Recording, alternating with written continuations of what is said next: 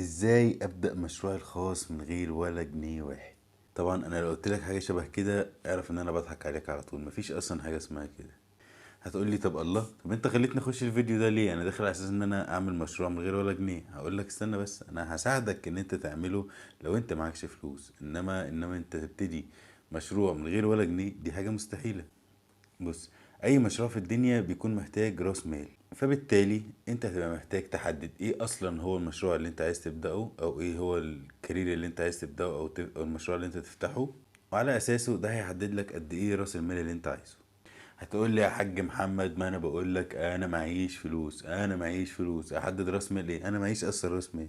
يا حبيبي ماشي، ما انا بقول لك هو مفيش اصلا مشروع بيتفتح ببلاش، او لو حد قال لك غير كده يبقى بيضحك عليك. بص، واحده واحده معايا كده هنفصصها ايه بالراحه. احنا دلوقتي هنشوف عشان نفتح مشروع ده هنبقى محتاجين ايه في الاول. انت هتبقى محتاج 3 حاجات: مكان، وبضاعة، ومستلزمات. ايه المستلزمات دي؟ يعني مثلا محتاج شنط، محتاج علب، حاجات للتغليف بتاعك يعني. هنشوف بقى ايه الحاجات اللي انا ممكن اجلها او ما اعملهاش دلوقتي في الحاجات اللي انا قلتها دي. اول حاجة المكان ده عشان تفتحه ده اصلا كوست كبير جدا وتكلفة كبيرة جدا عليك او على اي حد بيبتدي لسه حياته. فاحنا ممكن نبدل المكان ده بايه؟ ان احنا نعمل اونلاين شوب.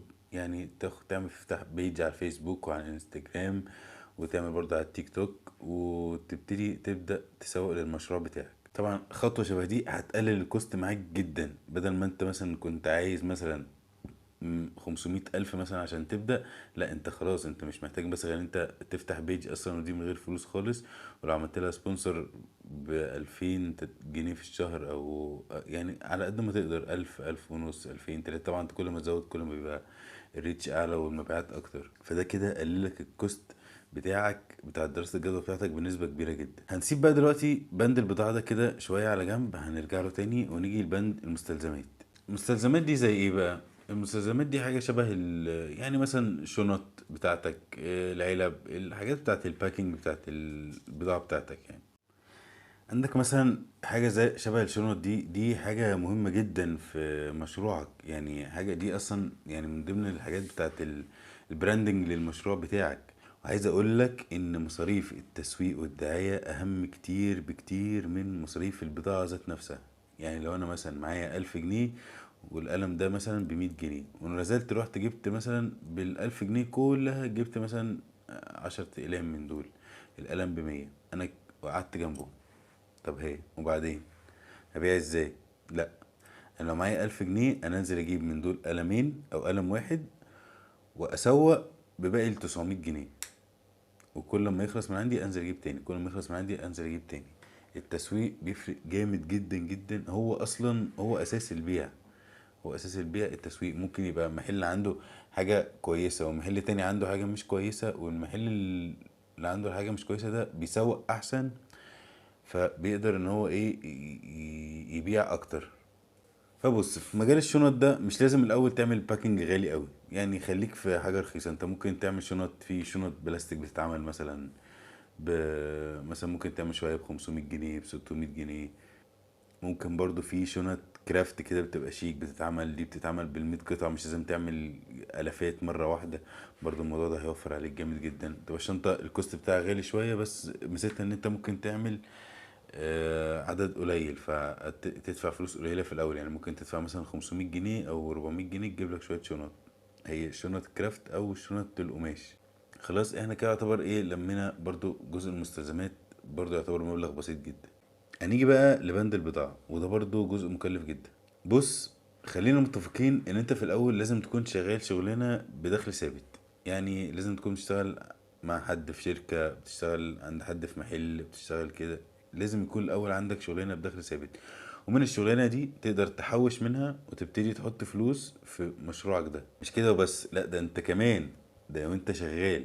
يعني انت دلوقتي مثلا شغال وعملت شوية فلوس وابتديت تحطها في مشروعك. يعني ابتديت مثلا تفتح البيج، ونزلت جبت شوية بضاعة، ونزلت جبت شوية شنط، وعملت وظبطت نفسك وفتحت البيج وعملت لها سبونسر وبتاع يعني ابتديت خلاص تقف على رجليك شوية.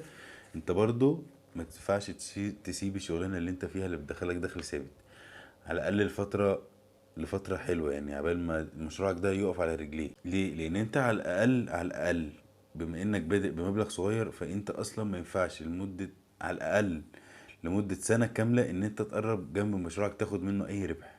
لازم اي ربح فيه يدخل فيه تاني. طلعت منه النهاردة مثلا 100 جنيه، ال100 جنيه تدخل في المشروع، تجيب بيها بضاعة، تعمل بيها سبونسر، تعمل بيها، تجيب بيها شنط، تشوف ايه الحاجات اللي ناقصاك، ايه اللي اتطلب منك ومش موجود عندك.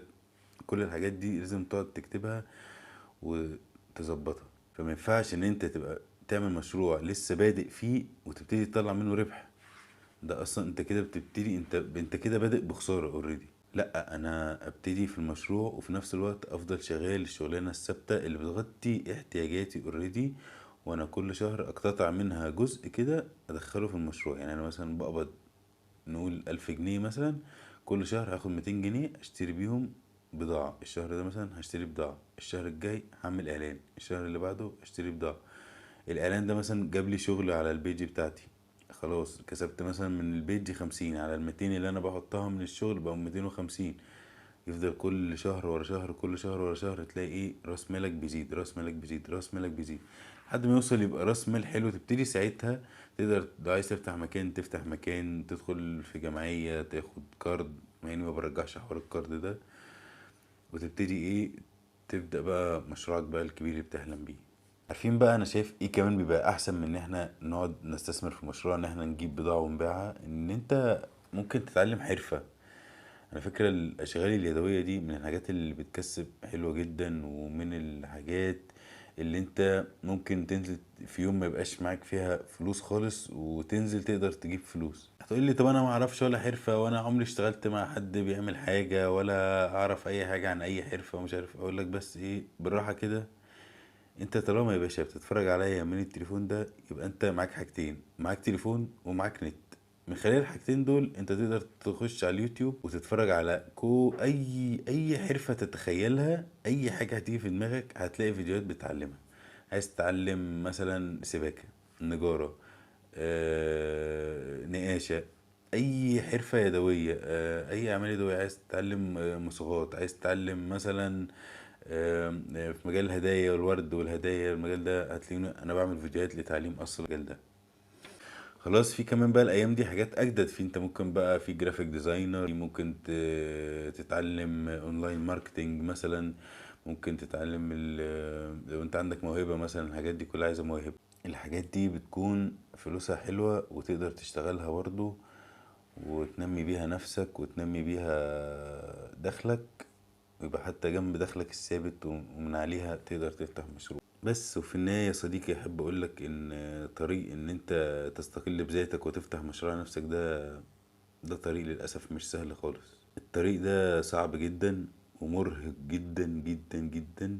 ولو انت من الناس اللي بتفكر ان هي تفتح مشروع عشان بقى ترتاح وتبقى حر نفسها وتصحى وقت ما تصحى وتنام وقت ما تنام وما تروحش الشغل ومش عارف ايه، عايز اقولك ان انت كده مبروك عليك انك فشلت.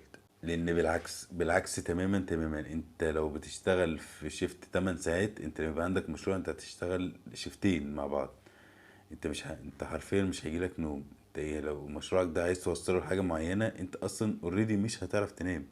انت هتيجي تخش السرير هتلاقي دماغك طول ما انت قاعد، دماغك دي بتفكر في مشروعك ده، تكبره ازاي وتنميه ازاي واجيب له فلوس منين واعمل ايه ومش عارف ايه. طول ما انت قاعد دماغك شغالة شغالة شغالة شغالة، مش بتبطل. تلاقي نفسك عايز تتابع كل حاجة بنفسك. يعني انت في الاول احنا بنبقى لسه بنبدأ، فمش مش عايزين نصرف جنيه. يعني انت مثلا فتحت مشروعك بنفسك، انت بتتعلم الحرفة اللي في شغلانتك، انت بتتعلم ازاي تماركت لنفسك، ازاي انت تعمل سبونسر على الفيس، ازاي انت تعمل اصلا البوستات بتاعت الفيسبوك، ازاي تصور كويس. انت كل دي حاجات انت هتقعد تتعلمها عشان ما تصرفش فيها فلوس. عشان دي دي اصلا الناس اللي بتعملها بياخدوا فيها فلوس كتير جدا. فانت هتبقى معكش طبعا كل ده، فانت هتضطر ان انت تتعلم تصوير وتتعلم ايديت وتتعلم جرافيكس وتتعلم اسمه ايه ده، اللهم صل على النبي، تسويق. ده غير اصلا ان انت عايز تتعلم شغلك ذات نفسه اللي انت هتبتدي فيه.